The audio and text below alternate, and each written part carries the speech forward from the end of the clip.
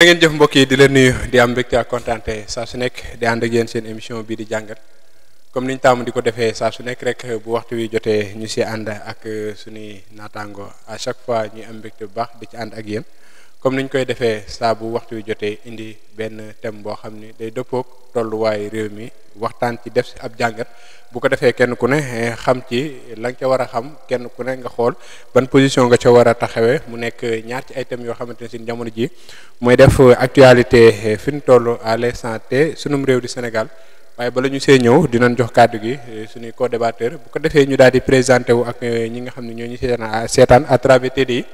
bu ko defee rek ñu daal di door li nga xam ni mooy waxtaanee comme ni ma taamu di ko defee saa su nekk ak Khadir ñu bàyyi la kàddu gi nga nuyoo présenté wu ak ñi nga xam ne ñoo ñu seetaan à travers TDI bu ko defee rek ñu daal di door li nga xam ne mooy waxtaanee Khadir kàddu gaa ngi noonu nga nuyoo. waaw salaamaaleykum Cheikh Bamba ñu ngi lay nuyu di la jaajëfal di nuyu Pape di ñu seqal plateau bi tey di nuyu téléspectateur TDI ñi faral di topp ay bés bu ne ci waxtu wi fas yéene waxtaan ak ñoom ci actualité Sénégal tey di ñaan tam li ñu fi wax mu tegu ci njub ak teggin jërëjëf. macha allah jërëjëf xanaa da nga naanu café. waaw xam nga rek yow bee xaw na waaw samedi moom parfois du yomb surtout boo fanaanee ci ay activités tout ça merci encore une fois jërëjëf di la sant bu baax moom it Pape Samba Seye dikk nar a bokk ak ñun waxtaan wi boobu ba tey nekk di ñu di suivre di am mbégte bu baax dalal ko ci suñu plateau mu nekk gan ci plateau bi di ko bàyyee ak kàddu gi mu nuyoo ak ñi nga xam ni ñoo koy seetaan à travers TDI rek avant ñuy door li nga xam ne mooy waxtaanee Pape Samba ñu ngi lay nuyu di la bàyyee ak kàddu gi nga nuyoo ak ñi nga xam ne ñoo ñuy seetaan. asalaamaaleykum di nuyu ñëpp di la remercier Cheikh Bamba ci kàddu bi di nuyu tamit Khadir bi ma bokkal plateau bi tey. di nuyu tous les téléspectateurs et les abonnés de TDI di wax ni c'est un plaisir aujourd'hui ñëw ci plateau bi yàggoon naa ko suivre di xool jàngat yu am solo yi ngeen di def ci émission bi donc tey c'est un plaisir pour man ma ñëw fekkee ko joxe ci sama xalaat bu gàtt di ñaan yàlla émission bi nit ñi mën ci jël njëriñ incha allah ci liñ ciy dégg. ok macha allah ci présentation bu am solo boobu kon dañu ñëw directement rek waxtaan ak yéen ci thème yi nga xam ne tey moom la ñu war a waxtaanee bi si njëkk bokk na si diplomatie sénégalaise entre affirmation de souveraineté ak nouvelle alliance stratégique mu nekk mbir yoo xamante ne nag jamono ji fi lañ toll yàggul dara gis nañ li firndeel lu ni mel ginnaaw ñenn ci ay soxna yu waroon a dem defi stage foofee ci États-Unis d'Amérique ka nga xam ne nag mooy ambassadeur ba gàntal leen visa yi nga xam ne doon nañ ko sàkk ngir mëgg dem foofu amal seen stage ñu gis ki nga xam ne mooy Ilimane Jawriñ moom Ousmane Sonko génnee ab texte bind ko ci page Facebook am wala sax ba tweetam xam ne que ni lu ni mel nekk na loo xamante ne si nag doon nga koy ñaawlu tax na bu jox ndigal ki nga xam ne moom lañ dénk wàllu tàggat yaram ngir xale yooyu noonu des ci réew mi ba activité bi nga xam ne bëggoon nañ koo mën a ci États-Unis ñu defe ko fii ci Sénégal loolee itam dinañ ko waxtaane loolee itam bokk na ci beneen réew boo xam ne itam félicité na ko si jàppandal bi nga xam ne jàppandal na ko may ko yenn si ay bourse ngir ay goneem mën a dem foofu noonu wéyal seeni activité leneen itam dinañ ko waxtaane mu jëm ci wàllu transparence ak communication des jeunes en travers les citoyens maanaam ñi nga xam ni askan wi ñoo leen fal foofee ca pencu ndaw réew mi di assemblée nationale communication bi nga xam ni moom lañ seq ak askan wi est-ce que ñoo ngi koy doxaluñ ko dinañ si waxtaane ndax li jur coow ba jamono ji moom la ñëpp waxtaane mooy ginnaaw moom Guy Marius Sagna bi mu génnee def ab bilan li mu jotoo seetlu foofee ca assemblée nationale am yenn ci ay poñ yoo xam ni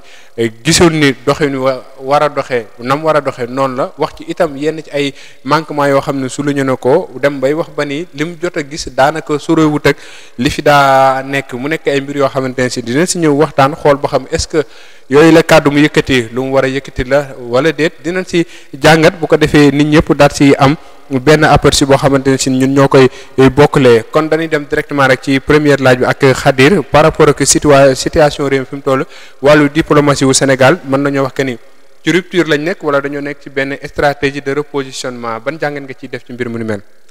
waaw Cheikh point boobu point bu am solo la comme ni nga ko rappelé ci sa résumé bi nga doon def. li indi contexte bi ko indi mooy sortie bi nga xamante ne ni premier ministre def na ko bërki démb doon ñaawlu gàntal bi nga xam ne gàntal nañ ko ay visa yu ñu waroon a jox suñu yenn athlètes basket féminin ñu waroon dem États-Unis pour def fa préparation de 10 jours waaye loolu au-delà de ça dafa am au fond lu ci nekk mooy benn feuille de route diplomatique maanaam benn positionnement diplomatique à travers sortie boobu premier ministre def dañ ciy jàng en fait suñu diggante ak États-Unis ak suñu diggante même ak les pays occidentaux ban taxawaay wala ban relation lañ ci bëgg fi mu toll nii loolu lañ ciy jëlee ndax ci taarix dañu doon gis ne Sénégal dafa nekk pays boo xam ne sur le plan diplomatique dafa am ay lu mat 4 pays yoo xamante ne nii seen diggante ak Sénégal dafa rattaxoon lool mosul am benn ñagas-ñagas te ñooñu doon taxaw ci lu mu mënti doon suñu positionnement au niveau international ci ñooñu lañ ko doon aligné di ci ànd ak ñoom muy France États-Unis Arabie Saoudite ak Chine ñooñu dañu am ak ñoom ay relations yu dëgër léegi nag sortie bi premier ministre def liñ ci mën a jëlee mooy day remettre en cause relation boobu noonu parce que dafay mel ni kuy défier en fait les États-Unis wax leen que ne bon ñun li ñu bëgg bu ngeen ñu ko defalut itam seen keneen defal ñu ko keneen kooku nekk seen rival sur le plan international muy Chine pour man nag en fait sortie boobu jaru ko woon parce que day gën a xajamal day gën a yàq ndax dafa nekk question boo xamante ne nii mënoon nañ ko régler très rapidement benn agent au ministère des affaires étrangères wala ministère des sports moo ko waroon a régler mais premier ministre waru ci woon a def sortie publique pour waxee ci ni mu ci waxee bu fekkee ne suñu diggante ak États-Unis à partir de yu sew yu mel noonu dem na ba ñagas dafay gën a compliquer suñu positionnement sur le plan international ndax ñu ngi nekk fi mu toll nii am jafe-jafe ak FMI pour mu débloquer ñu en fait yenn financement yi nga xamante ni war nañu koo jox institution yi ñu woowee institution de Bretton Woods yi nga xamante ni daanaka ñu ci baree bari ci États-Unis la ñu dépendre ñooñu dafa am fu ñu féetee yu baree bari te ñooñu bu sa diggante ak États-Unis xajamee rek mën nga am jafe-jafe ak ñoom léegi nag c'est pas un hasard positionnement boobu am ci côté premier ministre parce que man dama jàpp ne instant bii nii dafa nekk di redéfinir suñu diplomatie bëgg ko aligner ci diplomatie bi nga xamante ne nii tey moom la li ñuy woowee les pays de l'AES di def muy Mali Burkina ak Niger maanaam diplomatie de défiance par rapport aux occidentaux ñi ñuy woowee ñoom les impérialistes alors diplomatie de souverainisme la wala diplomatie anti-impérialiste la dans tous les cas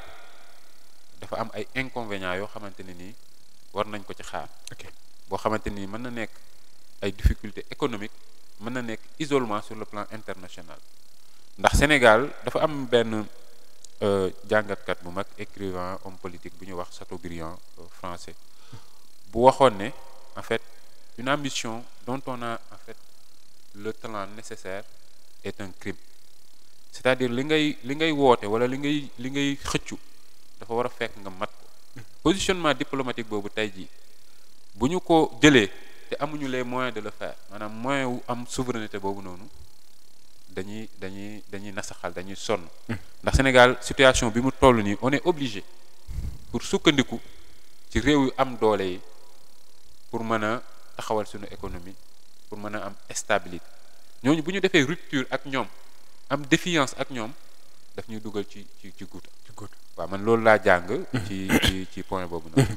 macha allah jërëjëf jàngatu Khadir lu ni mel itam même question bi lay doon rek ak ki nga xam ne mooy Pape Samba par rapport ak li nga xam ne gis nañ ko ci wàllu diplomatie réewum Sénégal ñu jàpp que ni stratégie la wala dañuy xool nees lañ mën a defaat ba amaat beneen orientation ci wàllu diplomatie réew mi lan moo see jàngat ci par rapport ak sortie bi nga xam ne am na ginnaaw bi nga xam ne ambassadeur bu États-Unis am na lu mu bañal ñenn ci ay doomi réewum Sénégal ba tax le premier ministre daal ci réagir lan mooy see jàngat. waaw di wax ni c'est une question très importante surtout bu ñu xoolee jamono ji tey situation géopolitique mondiale bi mais dama jàpp ni bu ñuy aborder question boobu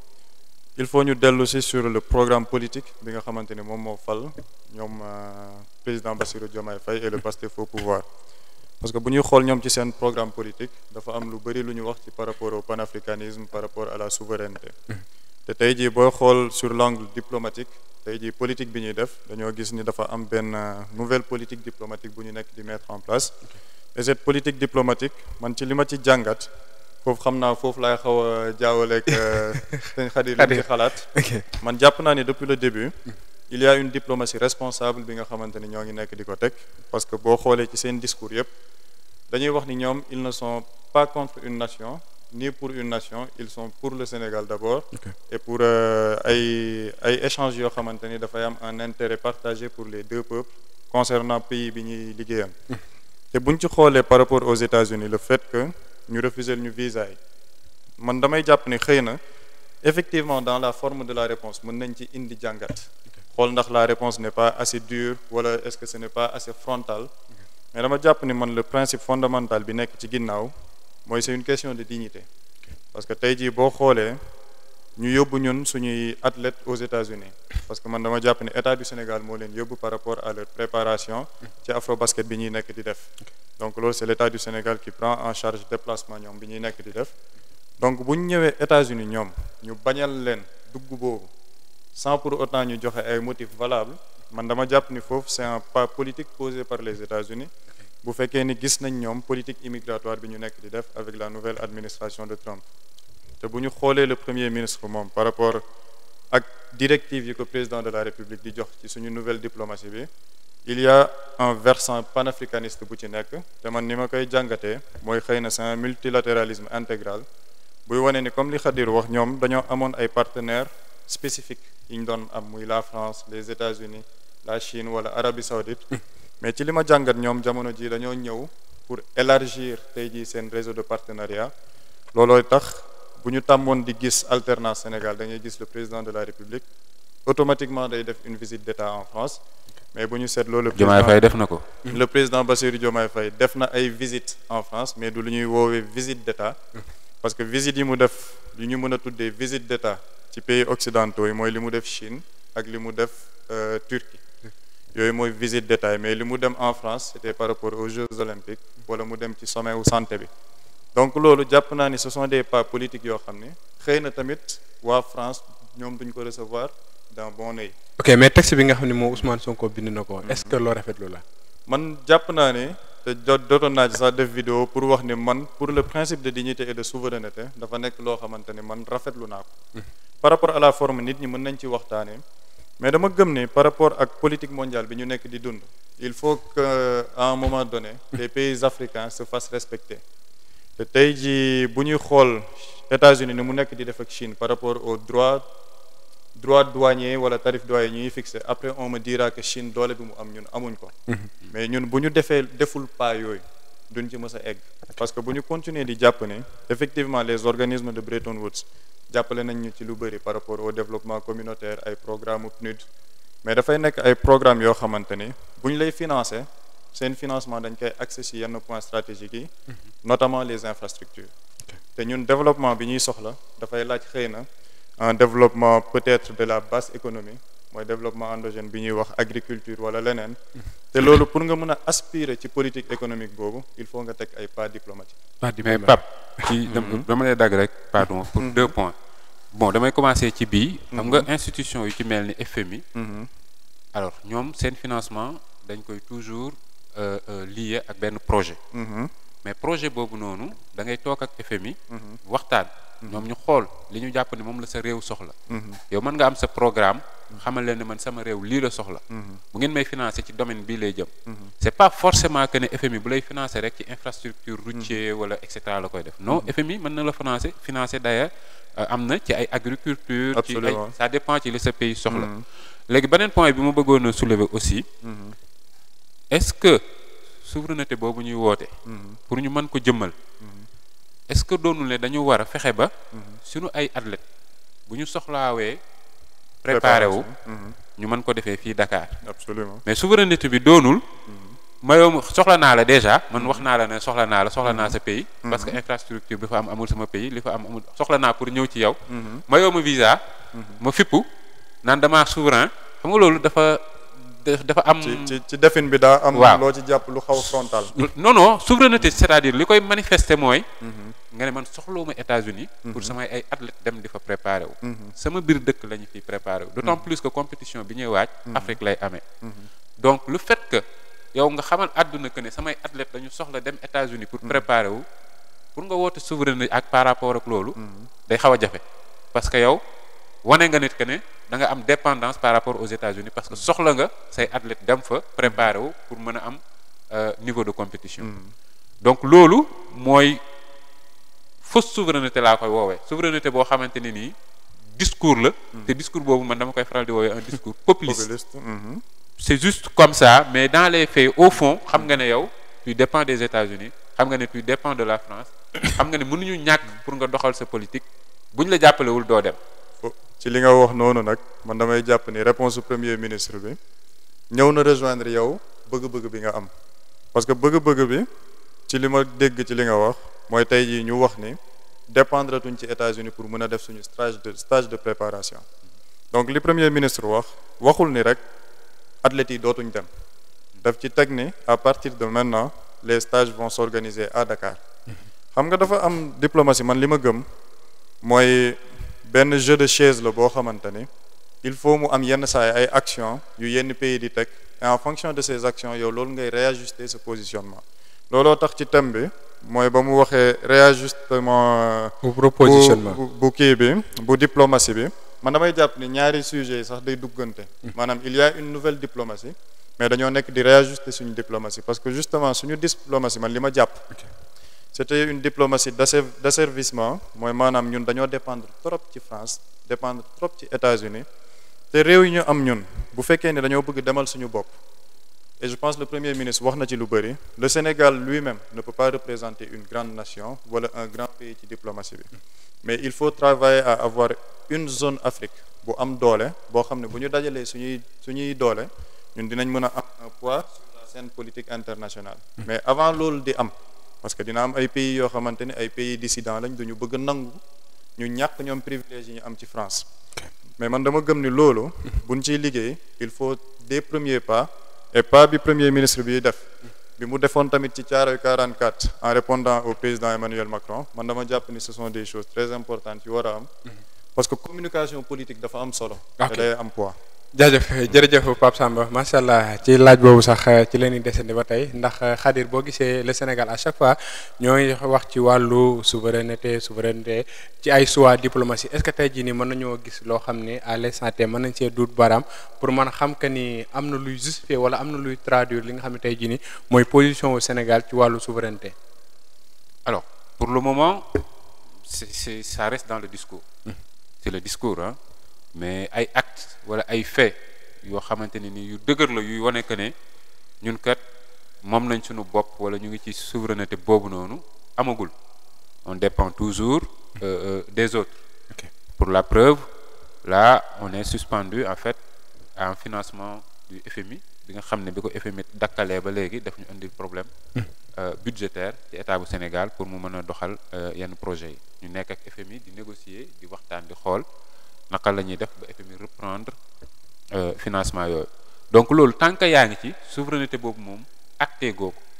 léegi nag mën nañu ne volonté politique la et que on va aller vers ça naka la ñuy def ba àgg ci ak kañ lañ ci àgg ça on le sait pas encore mais pour le moment ce qu'on peut constater mooy souveraineté bi ñuy woote dans le discours amagul dans les faits. Dans les faits Pape Samba. foofu defe naa comme première question bi dama ciy jël contre-pied bi parce que je pense qu'il y a eu des actes forts quand même qui ont été posés bu ma ci jëlee benn misaal rek muy contrat Union européenne bi nga xamante ni renouvelé wuñ ko par rapport à la pêche. Okay. Parce que contrat boobu dañuy xool régime bi fi jógee dañoo defoon un contrat sur 5 ans pour une valeur de 10 millions d'euros. Loolu mu nekk chaque année dañuy jox état du Sénégal 2 millions d'euros. 2 millions d'euros pour tey jii tous les bateaux européens mën a ñëw napp ci suñuy géej. te bu ñu xoolee gouvernement ba mu ñëwee en place dafa dakkal contrat boobu. mais du ko renouveler parce que justement dafa bëgg suñuy produits halieutiques ñi nga xamante ni mooy nappkatu dëkk bi ñu mën ci jëriñu. Et pourquoi pas construire peut-être tey jii une zone industrielle wala un projet industriel par rapport à la transformation des produits halieutiques. mu nekk benn décision boo xamante ni man c'est un acte de souveraineté. bu ma ci jëlee beneen exemple mooy tey jii lu jëm ci Thiaroye 44 bi. peut-être mën nañ ko jàppee discours mais jàpp naa ni c'est un acte fort qui a été posé. def une commission indépendante boo xamante ni ñoom dañuy saytuwaat histoire Thiaroye 44 pour rétablir les faits de vérité parce que. damay yàgg wax ne dëkk bu amul histoire amul identité. te suñu histoire yooyu faaw ñu ciy gëstu. donc je pense mën nañ ci waxaat yeneen ak yeneen par rapport ak exportation et importation yi ni ñu ko bëgg a inverser par rapport ak ni ñu nekkee di mettre les bases d'une politique de développement endogène maanaam sukkal suñu agriculture ak yeneen donc jàpp naa ni foofu am na yu bëri yu ñu ciy teg tànk mais il est un peu trop tôt je pense pour juger leen ci loolu parce que 1 an et demi lañ defagum ci nguur xëy na fii ak 2 ans 3 ans mën nañ ci indi ay jàngat waaw kay mais souveraineté bi nga xam ne ñoom ñu ngi koy nekk di prôné est-ce que tey jii nii lu mën a réaliser lo ak monde bi fi mu toll nii nga xam ne kenn ku nekk da ngay soxla sa morom. c'est une souveraineté boo xamante ni man jàpp naa ne il faut déjà sénégalais nangu dugal seen bopp ni loolu pour mu am c'est un travail de longue haleine mooy maanaam day jëm ci année yu bëri tey jii le Sénégal ne peut pas venir au bout d'1 an mu ne ñun on est un pays souverain mu nekk ci discours ba pare nekk ci réalité bi maanaam c'est un pays qui dépend encore des aides tey jii bu ñu xoolee sànq Khadir mu ngi koy wax FMI amuñ programme boo xamante ni ñu ngi koy doxal depuis 1 an mais c'est justement parce que foofu dañoo nekk di xool les conclusions du rapport de la Cour des comptes di waxtaanaat par rapport à la nouvelle politique économique bi ñu teg mooy la politique endogène nan lañ ciy demee pour tey jii def un programme boo xam ni day méngoog li gouvernement bi di teg par rapport ak lii priorité am muy agriculture muy leneen ak leneen donc souveraineté boobu li ñuy travailler la ci ay années par rapport à des postures diplomatiques par rapport à des choix diplomatiques comme tey jii premier ministre mu ngi dem Chine war fa def benn séjour boo xamante ni day waxtaan ci relation économique yi ñu mën a gën a dëgëral entre Sénégal ak Chine le président de la République def na yenn voyage en Turquie ak feneen te tey jii indi benn multilatéralisme boo xamante ni fépp fu intérêt Sénégal nekk dinañ ko jëli muy pays AES muy pays CEDEAO fu mu nekk naa amal njëriñ réew mi te bu mu yàq dara daal ci esprit de souveraineté bi ñu bëgg a mais loolu c'est pas une nouveauté hein ouverture bi nga xam ne am nañ ko par rapport à d'autres pays comme la Chine wala Turquie loolu commencé na depuis Abdoulaye Wade accéléré wu ak Macky Sall surtout Macky Sall bëri na fii ay financement yoo xamante ni wala ay coopération yoo xamante ni Turquie lañ ko defal wala Chine ci mel ni autoroute bi chinois yi ñoo ko defar partenariat la woon ak Chine bu am solo ci mel ni par exemple AIBD c'est les Turcs donc ouverture boobu noonu ci partenariat yi multilatéralisme boobu noonu c'est-à-dire varier suñu ay partenaires sur le plan international c'est pas une nouveauté du lu bees loo xamante ne ni Pastef daf ko fi indi daf ko fi dafa fekk ñu koy doxal ba mu dëgër sax d'ailleurs avant bu ñu delloo ginnaaw tuuti avant 2000 bi nga xamante ne ni PS ñoo fi nekk doon doxal entre l'indépendance et 2000 sunu coopération dafa xaw a nekk presque exclusivement avec la France nga xam ne financement bu fi am wala kii bu fi am France moo ko doon def bi Abdoulaye Wade ñëwee def un pas ci loolu dugal Chine dugal ko ci lu baree bari Chine di fi investir am fi doole lool Macky Sall ñëwee non seulement mu accélérer ko avec la Chine mais mu dolli ci aussi les Turcs ak yeneen pays ba France daanaka dafa sax mujj minoritaire ci investissement yi am fi Sénégal donc loolu installé wu na ba pare doonul loo xamante ni nii tey jii dañ koy xaar ci Pastef wala Pastef moo ko fi indi alors beneen point bi mu bëggoon a wax souveraineté dafa war a nekk loo xamante ni nii économie lay doon c'est-à-dire yow nga fexe am doole parce que monde bi fi mu toll nii souveraineté li la koy may am doole rek la du leneen du ay discours du ay post Facebook pour cokkaas Trump discours ci la ci du ay tontante ak Macron parce que tant que amoo dëgër laay économique buy mën a tax nga moom sa bopp moom laay wax sànq que ne ambition boo xamante ne nii amoo les moyens crime la da ngay sacrifier sa bopp parce que li ngay woote daf lay mujj gaañ ndax mënoo ko donc souveraineté boobu pour nga am ko il faut nga liggéey d'abord sa biir réew ba am économie bu dëgër këcc sa biir réew boo xamante ne nii sa biir réew lay doxee sa économie dépendrewul ci bitim réew bu boobaa ku la neex mën nga ko diir mbagg bu Macron waxee bu la neexee nga dóor ko épaule parce que mënal nga sa bopp mais tant que nekkoo foofu boo dóoree Macron épaule dóor Trump épaule yaa ngi xaru c'est tout simplement ça léegi ñoom dañu doon woote ci justement ci seen politique boobu noonu seen ambition boobu noonu demoon même bay évoquer créer sunu monnaie bopp génn sur le franc CFA et cetera c'était le discours de Pastef bi ñu ñëwee au pouvoir ak léegi nag dulier nañ ko bu baax a baax génn waxatuñu wax yooyu noonu parce que xam nañ ne loolu ce n'est pas du tout réalisable loolu dafa nekk ay idées yoo xamante ne nii c'est rétrograde maanaam ay idées yoo xamante ne nii monde bi daf ko dépassé ndax boo xoolee États-Unis li ko gën a may dooleem fi mu gën a jugee mooy monnaie bi nga xamante ni nii mooy le dollar. États-Unis nekk 52 wala 53 pays. ñu boole seen bopp am benn monnaie nekk presque benn pays. monnaie boobu am doole ba dominer àdduna. Union européenne bi ñu demee ba constater loolu. début des années 2000 ñoom ñëpp ku nekk amoon sa monnaie. France am franc, Allemagne amoon le Dutch je pense. ñoom ñëpp ku nekk am sa monnaie. ñu inspiré wu ci États-Unis ku nekk bàyyi sa monnaie. ñu créé seen monnaie bopp muy euro ñoom ñëpp ñu boole ndax xam nañ ne loolu mooy doole. tey jii Afrique Sénégal bu ne woon monnaie bi nga xam ne dañ ko bokk muy franc CFA bokk ko ak pays UEMOA ñun ñëpp ñu am benn monnaie bi te mu tax ñu xaw a am tuuti dëgër laa ci côté boobu bu ko bàyyi woon tey jii ne day créer monnaie boppam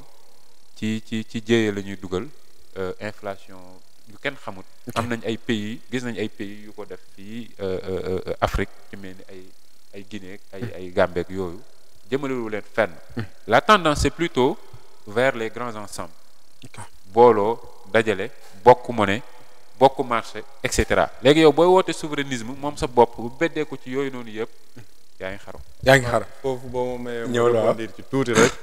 da dama xam ne moom li mu joxe comme suggestion. c'est exactement ce qu'est en train de faire gouvernement au président Bassirou Diomaye Faye bi. parce que ba mu waxee les grands ensembles foofu laa njëkk taxaw. et justement c'est ce qui justifie diplomatie africaine bi nga xamante ni ñoom ñi ngi nekk di ko def. parce que tout le temps dañuy dellu. qui est un échec d'ailleurs. dañuy dellu ci discours waaw loolu moom les positions peuvent être relatives. parce que ñu ngi am candidat pour la BAD. ak pays africains yooyu yëpp justement voté contre le Sénégal. léegi justement foofu tamit xam naa régime bi fi jógee tamit xëy na am na yenn échec mais loolu je pense que ce sont des postures yu mën a relatives par rapport ak appréciation yi ci nit ñi di mën a am. mais bu ñu desee dans le factuel loo xamante ni dañ koy tënk ci discours yam ñu wax. tey jii fépp fu président Bassirou Diomaye Faye dem ci Afrique wala le premier ministre Ousmane Sonko dem fa benn wax la ñuy wax il faut travailler à créer un marché africain économique fort. te loolu jàpp naa ni day rejoindre moom li mu bëgg. parce que wax naa ko sànq ci njëlbeen Sénégal kese sur la scène internationale du mën a peser. mais si on a des grands ensembles tey jii réunir tous les blocs de l'Afrique ñu mën a am un continent fort am un marché économique fort suñu port yi di mën a demalante ñu mën a am des flux économiques ci corridors yi foofu Afrique dina mën a am doole. et justement loolu mooy diplomatie bi ñu nekk di def. te jàpp naa ne xëy na moom bëgg-bëgg bi mu am. bu xoolee ci actes yi jàpp naa ne am na yu bëri yuñ ciy teg. diggante boobu noonu. quelles sont les limites ak risques yi nga xam ni Sénégal war na koo nar a am. ci alliance bees yi nga xam ni bëgg na koo am. foofu risques yi man ci man c'est toujours garder un équilibre. maanaam booy def diplomatie il ne faut pas nga jaay sa réew. ci ay postures yoo xamante ni xëy na ce sont des postures complaisantes. mooy gis nga ni benn pays bi wala li ñuy doxal neex na ma. arrangé wul sama réalité dëkk. ma ni dama ciy dem soobu. tout le temps li ñuy wax rek les pays ont des intérêts ils n'ont pas d'amis. donc looloo tax même par rapport aux pays de l'AES bi Khadir doon wax sànq. man dama jàpp ni foofu on a des intérêts économiques à préserver. tey jii l'AES est sorti de la CEDEAO. am na ñu leen di taxer de putschistes. mais bu fekkee ni dañuy dellu ñoom on les taxe pas de putschistes ils sont des putschistes. li tax man du ma d'accord ak ñoom posture bi ñu ci am. mooy historiquement Thomas Sankara était un putschiste. il l'est oui. Thomas Sankara c'est un putschiste. man je ne veux pas qu'on fasse benn dichotomie entre des putschistes yi ñuy mën a aduler. wala ay putschistes yoo xam ne dañuy dal seen kaw. Sankara putschiste la nit ñi dañ ko nangul. parce que justement dafa am politique bu mu teg ci réewam. donc en soi être un putschiste du crime. du loo xamante ni war nañ ci dellu ginnaaw li war a ñoral sénégalais ak état du Sénégal mooy intérêt bi Sénégal am au Niger Burkina Mali nan la ñuy def ba préserver ko parce que au-delà de tous ces intérêts économiques il y a des Sénégalais qui y vivent donc tey jii loolu la ñu war a gën a liggéey et ci man limite yi ci loolu la fépp fu intérêt Sénégal nekk ñu jëli ko sans pour autant nag ñu mën a jaay intérêt réew mi et je pense que foofu li ma ciy wax mooy répondre à Macron wala parler des États-Unis foofu nekkoo di jaay sa réew c'est juste que tu es en train d'affirmer une posture boo xamante ne nekkoo itam di tayle sa réew foofu nekkoo di tayle sa réew parce que lenn am na les organismes de Bretton Woods nit ñi ñu ngi ciy wax lu bëri FMI Banque mondiale tey jii am na des pays africains qui ne travaillent plus avec le FMI ñu mën ci citer Rwanda terewul Rwanda ba ñu waree développer tey na am na développement bu ñu def ci 20 ans yu mujj lenn moo leen koy may une vision politique boo xamante ni day dëppook réalité réew mi te man li ma jàpp foofu nag lay rejoindre Khadir pour ñu mën a am ñun benn doole bi il faut qu'on travaille à créer une économie forte ci suñu biir réew mooy l'économie endogène tey jii suñu mbay mi am doole suñu secteur halieutique bi am doole port Ndayane bi ñuy ubbi comment faire pour que le port de Ndayane mën a récupérer tout le corridor africain ñuy mën a demalanteeg Mali Burkina ak feneen yooyu noonu yëpp bu ñu ko travailler parce que économistes yi dañuy wax ni ce n'est pas la monnaie qui fait l'économie donc c'est l'économie qui fait la monnaie donc tey jii bu ñu ne dañuy génn franc CFA il faut avoir aujourd'hui une économie bu mën a soutenir la sortie du franc CFA te foofu looloo tax gars yi nekkaat di xalaat te man foofu li mu ne gars yi dañ cee diluer damaa jàpp ni xëy na il y a une confusion parce que man li ma jot a dégg ñoom ci li ñuy wax depuis temps opposition mooy bu ñuy génn ci franc CFA l'option c'est de sortir du franc CFA mais comment sortir du franc CFA mooy avec une monnaie communautaire boo xamante ni yeneen pays africains yi dineen ci mën a booloo parce que tey ji si tu prends l'euro lan moo tax mu am doole c'est parce qu'elle est partagée dans la zone Europe donc loolu moo leen di may doole mais bu ñu ñëwee Afrique nañu jéem a créer une monnaie communautaire waxtaan ci liggéey ci ak CEDEAO ak BCEAO et loolu du jël 1 an du jël 2 ans c'est un travail buy dem ci année yu bëri macha allah jërëjëf Khadir avant ñuy dem ci deuxième point bi rek waaw benn point rek laa bëggoon taxaw sur Sankara bi nga xamante ne nii jeunesse africaine dañ ko def comme un icône un héros mais effectivement Sankara était un putschiste comme les autres te limite bi héroïsme bu Sankara boobu am mooy il n'a pas laissé en fait benn kii boo xamante ni c'est positif pour son pays ci acte putschiste boobu mu def donte bi mu jëlee nguur gi acte yi mu teg li mu mbébatoon parce que Sankara yàggu fa ne defu fa sax lu muy justement Sankara sax d'ailleurs li tax mun des nekk héros c'est parce que on lui a pas laissé le temps de dérouler sa politique l'exercice du pouvoir l'épreuve du pouvoir il l'a pas été c'est comme si tey jii Sonko bu nekkoon fii di discours di kii ba dem te jëlul nguur gi héros lay doon duñu xam ne sa waay ndeke wax rek la mënoon léegi Sankara moom sens boobu enfin du sens parce que il a été assassiné mais li tax mu des nekk héros mooy pratiquement il n'a pas eu à affronter l'épreuve du pouvoir ci discours ak ci ay mbébét ak ci ay actes yu mu teg juste bi muy door a jël nguur gi ca la yem donc loolu des pour l'éternité donc ñu jàppee ko mais man point négatif bi ma am ci moom mooy dafa jël nguur gi ci loo xamante ni c'est antidémocratique te loolu bi mu ko defee moo tax ba tey ji Burkina loolu di continuer di fa wéy te du fa gaaw a jóge parce que dem na ba bokk ñoom ci seen ay tradition foqati nguur loolu nag dañ koy blâmer ña ko fa njëkk a def même avant Thomas Sankara ak moom ak ñu koy continuer tey. am na foofu boo mayee rek parce que li muy wax noonu dafa am solo bu baax. ok parce que nit ñi dañuy taxaw bu baax ci putschiste mais dama gëm ni suñu réew yi nga xamante ni dañ leen di taggee démocratie man jàpp naa ne am na yenn yu ñuy def yoo xamante ni moo raw putsch parce que tey jii si tu veux briguer un 3e mandat boo xam ne c'est antidémocratique loolu c'est un putsch institutionnel. on est d'accord te loolu man damay gis yenn pays yu bëri muy Sénégal wala muy Togo wala beneen réew tey ji defe naa boo demee Togo la wala Bénin ci Faure Gnassingbé dañoo dem régime parlementaire donc tey jii moom dafa am benn président bu fay nekk mais régime parlementaire la ñuy dem ça c'est pour continuer à conserver le pouvoir te loolu ñoom ils se considèrent comme une démocratie mais factuellement loolu du démocratie. moi je les considère pas comme des démocraties pas du tout. looloo tax nag ma jàpp ni man concept yooyu il faut tout le temps ñuy relativiser ba pare di xool maanaam réalité dëkk yooyu lan moo fa nekk parce que bu ñu xoolee ñun suñu réew ci li ñu génn de 2021 à 2024 jàpp naa ne li fi xew mënuñ ko woon wooyee démocratie lan parce que fii les gens s'arrêtent à une démocratie ci vote maanaam dem nañ voter ji am na ku ñu fal mais avant ce processus de vote il y a un processus électoral buy am te processus électoral boobu tant qu'il y a une élimination d'adversaires politiques par le truchement de la justice wala yeneen ak yeneen est-ce qu'on est réellement une démocratie te foofu jàpp ma ni ñun on est légitime pour juger des gens qu'on considère comme des putschistes ci ni ñuy doxalee seen réew du moment où ñoom seen réew nangu nañ li ñuy def il faut voir les causes yi indi putsch boobu ba pare doogu mën leen jox ay leçons ci li ma yaakaar. Pour moi c'est très grave de légitimiser en fait un putsch comme ça on peut pas accepter ça en fait surtout en Afrique loolu dañ ko war a condamner dans tous les cas quel que soit le que def putsch bi di def après Sénégal effectivement on est bien placé pour jox leen ay leçons parce que ñun putsch constitutionnel yooyu ngay wax mësul am sax Sénégal parce que ñi ko fi tenté jàllul. bu fekkee li Ablaye Wade bëggoon a def. pour imposer une troisième candidature da nga ko considérer comme coup d'état institutionnel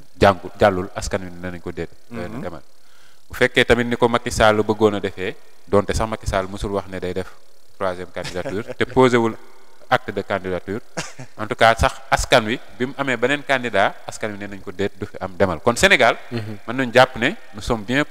placés pour donner des leçons à ces putschistes qui sont autour de nous en Afrique. ok macha allah jërëjëf nekk waxtaanu am solo xam naa ne buñ toppee thématique bi rek dina ci mën a wax ak yu yaatu ndax saa buñ tijjee rek dañuy gisaat beneen brèche si wet gi wax macha allah mu nekk waxtaanu riis am solo lool man moom comme li may taam di wax rek feeg mi ngi baax rek damay toog di jógee te it macha allah ndax maa ngi gis idée de part et d'autre ni mu ñëwee day am solo bu ko defee positionnement yi nit ñi di comprendre di xam itam version yi lenn lu nekk lan lay tekki lenn lu nekk tamit lan moo ko tax a jóg mu nekk lu am solo lool bu ko defee dañuy dem dugg directement rek ak deuxième point bi nga xam ni moom la ñuy jeexale émission bi xam naa peut-être duñ ci taxaw lu yàgg ndax daanaka nit ñi wax nañ ci lu bëri waaye dañuy ñëwaat rek defaat ci benn taxaw seetlu par rapport ak sorte bi nga xam ne moom Guy Marius Sagna ngeen xam ko lool ci ay sorte yoo xam ne daka daa faral di def avant régime bii di ñëw loolu mel mu continuer di koy di def ba mu demee fee ci assemblée nationale mu gis que ni am na yenn ci ay doxin yoo xam ni gis nañ ni assemblée ba ña ngi koy doxee cur te groupe parlementaire ba nga xam ni fa la bokk lu ci mel ni ay suukar koor yoo xam ne dañ koy génn ay billets de marque yoo xam ne ñoo ngi koy génne di ko jox ñenn ñi ak itam yéexaayu publier rapport bi nga xamante ne si ni ñoom def nañ ko ba pare ñu koy xaane te mbokk ci boobu la commission gisu ko mu génn di koy di ñaawlu ñenn ñi farek moom génn itam di xam ne que ni loolu Guy Marius ci def mbir la moo xam ne yoonu boppam mu jël la mu bëri ay tension yoo xamante ne si ni moo ngi koy nekk def ñu bëggoon xam est-ce que tey jii nii député bay nekk foofee ci assemblée nationale dafaa war a toog pour toogal fa askan wi bu amee information boo xam ni am na ko fa askan wi war koo xam mu génne daat koy wax wala dafa war a toogal askan wi rek bu génne am information bu mu war a wax di xool nu mu ko mën a rafetalee banaan billet Makka lu jaadu la dañ ko fee fekkoon mu nekkoon 70 ñu xaaj ko jël 35 mbir mu ni mel Khadir ban jàngat nga ciy def. waaw question boobu Guy Marius Sagna effectivement sortie bi mu def donte moom dafa doon def bilan personnel am Guy Marius Sagna moom xam nañ ko c'est quelqu'un boo xamante ni c'est sa personne qui l'intéresse ak opinion bi nit ñi di am ci moom il n'est pas corporate comme on dit il s'en fout un peu de Pastef ak groupe parlementaire bi c'est sa personne qui l'intéresse donc loolu doon jéem a défendre ba saraxewaale gars yi maintenant li mu wax buñ duggee ci biir dafa soulever ay faits yoo xamante ni nii yàgg na am assemblée nationale. mais ñu jàppoon ne ak Pastef ak li mu doon woote. ak li mu jaay sénégalais yi ba ñu jënd ko fal leen yooyu jeex na Guy Marius Sagna xamal ñu que ne jeexul mu ngi fi am ba tey loolu nag dana nekk xëy na déception ci ñu bari à commencer par les militants de Pastef. et surtout bu ñu gisee réaction yi nga xamante ni nii gars yi ñu ngi koy def boobu ba léegi. c'est-à-dire donc assemblée nationale ñu ngi continuer encore. di bëgg a jënd ay oto yu 50 millions pour député yi ñu ngi continuer encore di distribuer ay billets Makka par-ci par-là ñu ngi continuer encore di joxe ay sukkaru koor et cetera yu kenn xamut ñu ngi continuer encore di noosee alalu réew mi loolu nag ñu bari dañu jàppoon ne bu Pastef ñëwee ci nguur gi loolu moom mauvais souvenir lay doon tel n'est pas le cas ça continue encore et de plus belle maintenant man jàngat bi ma am ci député yi mooy député pencu ndaw réew mi assemblée nationale à la base dafa war a nekk foo xamante ne nii askanu Sénégal yëpp dañ fay daje di saytu ñi ñu dénk nguur gi di leen contrôler di leen jox ay digal léegi comme askanu Sénégal bari nañ lool ba mënuñu fa ñoom ñëpp daje ku nekk di wax sa xalaat ñu tànn ci ay représentants maanaam ñu tànn ci ñoo xamante ne nii dañuy ñëw foofu pour teewal askan wi yëpp léegi ñooñu bu fekkee bu ñu leen tànnee rek ñoom ñu daal di bëgg a seppeeku ci askan wi. maanaam yor train de vie boo xamante ne nii ça n'a plus rien à voir ak askan wi ñu jógee di dawal ay bolide yoo xamante ne nii ay 50 millions lay jar yoonu Màkka ñu def ko yoon tool ay suukaru koor ay kenn xamul ñooñu dañuy am décalage par benn yoon ak askan wi nga xamante ne nii à la base moom lañ fa war a teewal député yi privilège yooyu moom la député yi bëgg a conserver léegi nag ñu ngi koy layal nu mu leen neexee naan tradition sénégalaise la yu kenn xamut mais loolu yëpp ay lay la dañu nekk tout simplement dans la volonté de conserver les privilèges yi nga xamante ne ni ñoom tey bi ñu nekkee dans l'opposition dañ ko doon dénoncer. ñu ngi gis benn vidéo bu viral bu Sonko defoon ne jëndal oto député oto buy jar 40 millions wala 50 millions loolu dafa war a jeex ci Sénégal loolu warul am. Sonko moo ko wax. mu ne bu assemblée demee sax ba di leen jëndal oto 75% yi lu mu bon député bi moo ko war a fay ci salaire am. bu ko assemblée di mottalil jàppale ko ci tuuti mottalil ko. loolu la waxoon. loolu nag wuute na ak li Malick Ndiaye bëgg a def assemblée nationale yi. Malick Ndiaye moom may ma tuuti rek ma àggale foofu. dafa mel ni tey jii moom assemblée këram la moom mooy décider lu ko neex ne su bëggee jënd oto day jënd oto il l'assume su bëggee maintenir 900 000 da koy maintenir su assemblée warul doxee noonu te itam. Assemblée nationale dafa waxoon moom El Malick Ndiaye bi mu nekkee ci opposition ne Macky Sall bu fekkee dafa bëgg a defar réew mi te suqali réew mi ñor ko Assemblée nationale budget ba fay dem. yaakaar naa war a toll ci 16 milliards. daf ko war a xaaj ci digg bi. moitié ba rek moo fa war a dem beneen moitié bi mu delloo si ko ci askan wi. moom tey bi mu jëlee Assemblée nationale ak loi de finance bi ñu fi woote entre temps Assemblée nationale dañ ko yokkal budget bi ñu fa fekk ñoom far benn bi yoon. te xaaj ko la doon woote. ok damay ñëw taxaw rek ci par rapport ak wàllu njëndum oto yooyu ngay wax parce que tey jii nii boo xoolee à l'époque nit ñi demoon nañ ba xam ne indemnité de logement au député 900000 la. à la indemnité de transport. indemnité de transport ok effectivement léegi tey jii nii bu ñu defee calcul bi donte examen mathématique ay 2 lañ doon am ak 3 mais amul problème mais suñu xayma bu gàtt rek boo xoolee tey jii nii 900000 boo ko multiplier par 12 loolu du la jox 10 millions 800 yu teg ci ab xaalis. waaw léegi tey jii loolu boo ko defee sur 12 ans. mu nekk sur 5 ans non sur 5 ans loolu presque day nekk ay centaine de millions. nga tibb ci loolu jënd benn oto est-ce que defe nga ne loolu gënta wàññi frais que di leen jox 900000 pour ñuy dem ak dikk. xam nga lu biaisé ce raisonnement boobu. mooy 900000 yooyu du lu war bokkul ci député salaire u député. ok 900000 yooyu 2022 lañu ko Macky Sall jox parce que bëggu leen woon jëndal oto. 2022 ñëpp xamoon nañ ne bi ñuy fal député yi. du ñu def 5 ans 2 ans la ñuy def. parce que élection présidentielle am na 2024 après élection présidentielle élection législative day am donc assemblée bi dañuy renouveler donc député yooyu même bi ñu commencé en 2022 xam nañ ne 2 ans la ñuy def Macky Sall moom pour économiser il avait préféré au lieu mu jëndal leen ay oto mu jox leen 900000 par mois sur les 2 ans calculer nga xool ça fait combien donc loolu moo taxoon mu def ko et c'est uniquement pour cette législature là donc ñii bi ñu ñëwee fekk fi loolu. mais 900000 yooyu dañ ko waroon a teggi teg fële député bi continuer ci salaire am rek bi nga xamante ni mooy salaire bu réglementaire bi nga xam ne moo nekk ci loi yi. mais indemnité moom fonctionnaire bu nekk am na ko daanaka ñu si bëri ñi nekk ci yenn fonctions yi surtout. waaw mais est-ce que indemnité 900000 par mois lañ am. loolu day indemnité loolu double salaire la. bu dee ñi nga xam ne yow naka ngay amee salaire bu 1 million 1 million 2 1 million 3 te am indemnité de transport bu 900000. waaw mais bu fekkee dëkku ci Sénégal te nga assemblée xam nga seen i séance ni muy demee à chaque fois dañ lay convoquer ngay dem di ñëw. xam nga tamit aussi di ñëw assemblée di war ay moto loolu tamit rafetul image du Sénégal. gis nga dañuy layee député yi nga xamante ni dañu dëkk ay Saraya ay Bunkiling ay kenn xamul dëkk yu gën a sori la ñuy jël pour layee que ne député dafa war a am auto force. gis nga Sénégal fii ku fiy liggéey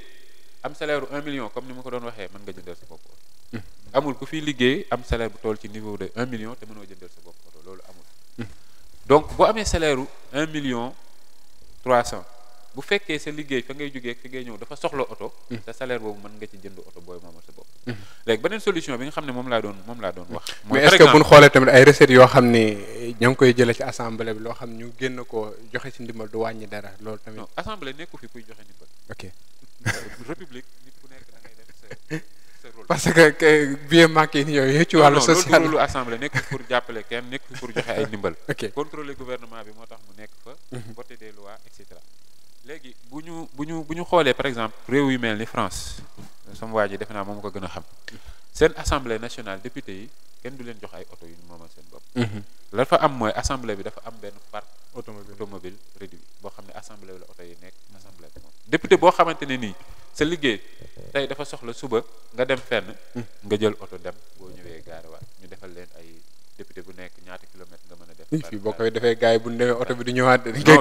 non député bu nekk da ngay am nombre de kilomètres boo xamante ne nii. alloué moom nga mën a def. ci année bi donc ce nombre de kilomètres boobu boo ko jeexalee jeex na nga dem def da ngay luwee oto bi boo ñëwee da nga koy gaare waat et cetera yooyu ay système la yoo xamante ni genre réflexion yooyu genre système yooyu lañ doon xaar ci benn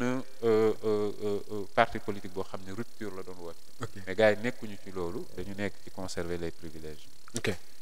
macha allah Pape nga ñëw rek ci par rapport ak question bi sorte bi nga xam ni Guy Marius def na ko ginnaaw li ma jot a expliqué que ni bi nga ko génnee wax na ko am yeneen ci ay sorte yoo xam ni ay naataangoom def nañ ko am ñoo xam ne sax attaqué nañ ko directement ban jàngat nga ciy def.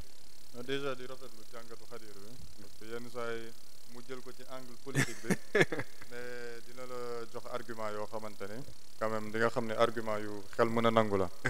man li ma ci xalaat déjà pour ñu revenir ci assemblée nationale man dama jàpp ne assemblée nationale bi nga xamante ni moom la ñuy xaar de 2024 à 2029 dafa war a nekk benn assemblée nationale mais de rupture radicale parce que am na yenn yu bëri yoo xamante ni surtout par rapport au système politique ñun bi ñu am assemblée nationale dafa am un devoir de contrôle de l'action gouvernementale bu war a gën a am doole te loolu àndul ak benn posture boo xamante ni xëy na dañuy jàpp ni c'est une posture partisane wala posture boo xamante ni xëy na daa am fooy far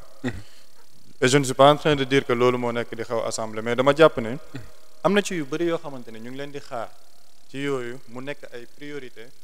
parce que il ne faut pas oublier que pour ñu am yenn loi yu jàll à l'Assemblée nationale soit day jógee ci exécutif mu nekk un projet de loi wala mu nekk proposition de loi bu nekk assemblée te man jàpp naa ne am na yu bëri yu nekk di xew ci réew mi par rapport au secteur de la santé par rapport à des réformes yu ñuy xaar des députés peuvent proposer des propositions de loi te ci man ci liggéey boobu noonu ñuy liggéey am na lu bëri lu ci des maintenant bu ñu ñëwee ci wàllum oto bi man dama jàpp ne avant oto bi rafetlu nga sorte bi nga xam ne Guy Marius Sagna ci foofu laa doon ñëw ci Guy Marius Sagna man dama jàpp ne misérabilisme du loolu mooy développer réew maanaam day am lenn loo xamante ni boo koy wax sax day xaw a ndiru un discours populiste maanaam bëgg gëmloo ni nit ñi bu ñu eggee ci nguur gi dañoo war a torox wala dañoo war a nekk ci condition yoo xamante ni waruñu yore seen bopp loolu man ci man c'est un discours populiste boo xamante ni xëy na du loo xamante ni rafetlu naa ko par rapport au véhicule man dama gëm ni député bu nekk xëy na war na mën a am véhicule maintenant pour le prix d'acquisition ci man 50 millions c'est démesuré pour un véhicule d'un député parce que fii jàpp naa ne am na oto yoo xamante ni ci li ma yaakaar pour une dizaine de millions mën nga ci am oto bu baax boo mën a dem doxi say service te comme ni mu ko waxee si tu vas en France wala yenn structure publique yi dañuy am ay parc automobile yoo xam ne bu ñu waree def mission ils ont des chauffeurs yu leen di yóbbu ci seeni mission yi bu ñu dellu see ñu indi ci parc automobile bi te rupture boobu noonu pour ñu togg ko et effectivement foofu damay rejoindre Khadir ni ci loolu la ñu war a tendre et ça il faut des décisions politiques yu fortes parce que li ñu war a jàpp mooy député du poste de loisir wala de luxe parce que député poste la boo xamante ni sacerdoce la sax ndax da nga yenn ci sa ginnaaw baatu askan wi te loolu boo paree sa mandat tu dois rendre des comptes au peuple sénégalais parce que yow tu es délégataire du mandat du peuple sénégalais name wuñ la dañ la fal donc warul nekk poste boo xam ne ñoom dañ fay nekk en terme de complaisance comme lu jëm ci suukaru koor gi man xëy na foofu dinaa ci am posture radicale mais dama gëm ne quand on est dans un pays boo xam ne man nangu naa ñu ne dans beaucoup de structures publiques day am ñi dañ koy def mais est-ce que lu am rek lu jaadu la foofu la ñu war a xoolaat parce que quand on est dans un pays où il y a une situation économique extrêmement tendue ñu ne dañuy dem ci gën a resserrer les finances publiques dafa am yenn sacrifice yoo xamante ni ñi am yenn poste de privilège yi mën nañ ko def te lu jëm ci député jàpp naa ni suukaru koor même bu fekkee ne ay tàndarma yu ñu leen jox la ku am salaire u 1 million war nga cee mën a faj sa soxla jënd ci sa tàndarma donc ce sont des choses yoo xamante ni li gën a dangereux dans l'exercice du pouvoir mooy la perception populaire parce que dégg naa ci ay explications yu bëri te pour gën ci xuus man dama bëgg xaar la version officielle du président même de l'Assemblée nationale pour am ci jàngat bu définitif parce que dégg nga fële Guy Marius Sagna génn wax Cheikh Bara Ndiaye génn wax te mën nga ci jàpp ni ku nekk day waxal boppam mais le président de l'Assemblée nationale bu génnee tënk wax ni lii mooy la communication officielle même ay bi dafa sax ñu ngi ko ci xaarandi parce que c'est moom mooy président groupe parlementaire bi mais foofu li ma ciy wax rek ci kaw gi bu ma ko jëlee ci angle politique man damay rafetlu démocratie interne bi am ci biir parti Pastef parce que il faut sénégalais di comprendre ne il n'est pas dit que boo leen bokkee parti rek vous devez être tout le temps d'accord sur toutes les choses démocratie interne dafa baax il faut que nit ñi di mën a d'accord les désaccords xam nga tey jii am na yu bëri yoo xamante ni sëñ Khadir d'accorduñ ci ànduma ci li mu xalaat mais day baax nit ñi di ko mën a exprimer pour nga joxe ku nekk point de vue am ba tey jii ku nekk bu joxee li mu xalaat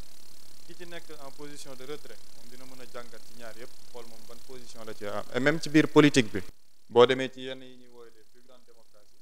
da ngay gis deux éléments d'un même parti mais ñu bañ a d'accord ci benn sujet public di dem ci plateau di ko exprimer te loolu il faut ñu ciy dem di ci nangu te loolu ci domaine yëpp la bu ñu xoolee ci wàllum presse bi xëy na foofu damay dóor dal tout le temps journaliste yi ñun suñu structure yeeg yëpp dañoo dàmm di def corporatisme te corporatisme bu bëri man jàpp naa ni yenn saa yi mën na gaañ sax secteur bi parce que bu dee am na lu baaxul mais nit ñi génn wax ni baaxul ki jàpp ni baax na mu wax ni baax na après population bi nga xamante ni moom moo leen fa yóbbu. mais waa Pastef nanguñ kenn wax ni baaxul de. non waa Pastef loolu la ñuy bañ a dégg de. man boo nee baaxul suba ñu 72 heures la wala ñu 48 heures la. man damaa jàpp ni foofu xëy na ce sont des postures yoo xamante ni xam nga militantisme dafa fort ndax am na ñoo xamante ni tey jii boo demee ci Macky Sall wala ci beneen. mais nag dañoo war a comprendre que ni dañoo nekk ci réew moo xam ni réewu démocratie la kenn ku nekk am na droit bu gisee loo xam ni jàpp ni lu gën la mu ne man ko lii su ma sañoon ñu def ko nang mais Pastef si toutefois nga ni lii dañ ko war a def nangam rek yow tay nga dégg. loolu pour lan la ban dayoo lañ ci am wala ban cër lañ ci am ba même le président sax bàyyiwuñ ko Ousmane Sonko mi ngi noonu si merci beaucoup bu yooyu tamit aussi dañ ko war a def taxaw seetlu nii sax man par exemple vidéo yi ma ciy def dama ciy souffrir parce que man waaw damay def yenn analyser ñu ne yow tu es pro Pastef ma ne man démb ci mujj laa génn def vidéo ne sortie bi Ismaïla Diallo def qui est le premier vice-président du groupe parlementaire rafetluwuma ko parce que ci man c'est indigne d'un premier vice-président de l'Assemblée nationale il y a un député boo xamante ni dafa alerter ci gestion bi répond sur li nga xamante ni loolu la alerter muy lu jëm ci gestion financière comptabilité nga yem ci mais il ne faut pas que ñuy tourner débat yooyu sur des débats de personnes wala des débats politiques parce que dañoo war a nekk ci réew moo xam ne il faut nit ñi di nangu désaccord maanaam le président de la République mën na jël benn décision un citoyen lambda ne ma li président def de xëy na loolu la xalaat waaye man xalaatewu ma noonu keneen génn ne premier ministre lii la xalaat waaye man xalaatewu ma noonu sans mu yàq nag ci yow fi nga far bu jour urne bi jotee nga dugal sa carte mais il faut nit ñi yaatu dënn xam ni l'exercice du pouvoir day laaj tey amul benn président qui a été élu à l'unanimité day am ñu ànd am ñu bañ a ànd donc il faut ñu ànd di wax ñu bañ a ànd di wax mais le plus important mooy discours wala waxtaan yi ñuy waxtaan ñu def ko ci xel mu sell ay choses yu factuelles ba pare teg ko ci discipline je pense que foofu sénégalais dinañ ci mën a gis njëriñ macha allah Khader mu mel ni waxtu yu jeex na doon am mbégte bu baax di ànd ak yéen ci seen émission jàngat xanaa ñu bàyyi nga tàggoo rek waaw jërëjëf Cheikh Bamba ñu ngi lay sant di la gërëm émission bi amoon na solo lool di sant Pape bu baax a baax ci qualité intervention et qualité débat bi macha allah am na solo lool am na profondeur